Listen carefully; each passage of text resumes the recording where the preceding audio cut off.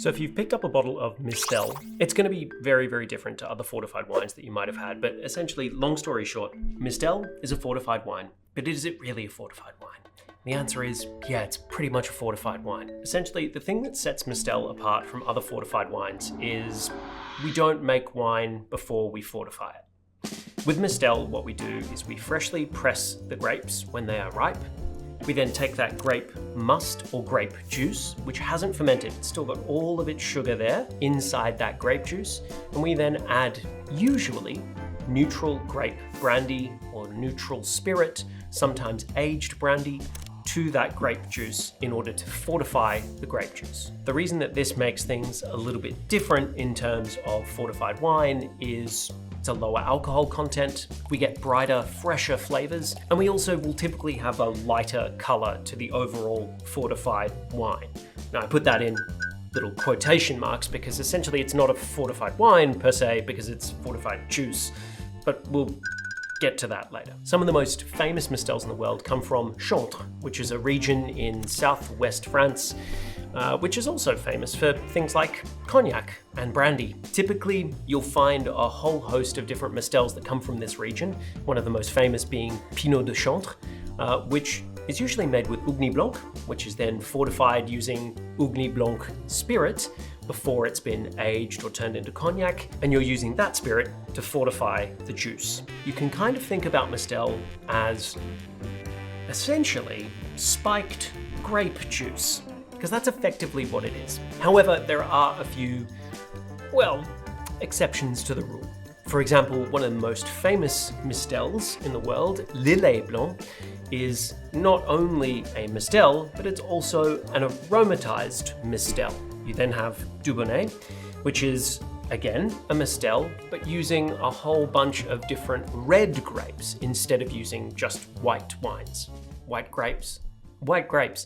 And this is why Mistelle's a little bit confusing, because it's not quite a wine, but it's not quite a fortified wine. But it is a fortified wine, but it's not.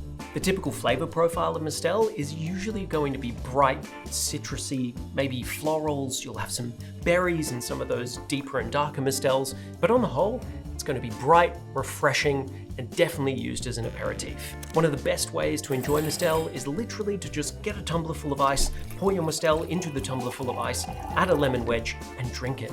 You can also use it in a whole host of cocktails. You could use it as a dessert wine. You could use it as an aperitif if you really, really want to. But basically, Mistelle, on the whole, is going to be bright, fun, fresh, and designed to be served chilled. The really cool thing about Mistelle that sets it apart from a whole host of other fortified wines is Mistelle doesn't just involve grapes. In France, it also involves apples. So in Normandy, Calvados producers also produce something called Pommel, which is a type of Mistelle where they take freshly pressed apple juice and mix it with apple eau de vie or apple brandy, and then fortify apple juice to produce something which is very, very similar to traditional Pinot de Chantres from the southwest of France, but a bright, very apple-forward aperitif, which you can drink in exactly the same way. Most Mistelles are fortified to anywhere between 15 to 20% alcohol, so you can drink them like aperitifs all the time. Then we have a whole bunch of New World producers, people like Ruby in Australia or Bass and Flinders, who are doing things a little bit differently. In the case of Bass and Flinders, they've taken a very traditional style of Pinot de Chantres, but then applied it to the Mornington Peninsula in terms of its terroir and in terms of the grapes that are used. In terms of Ruby Mistelle up in Sydney, they've taken a completely different approach. They've actually used rhubarb,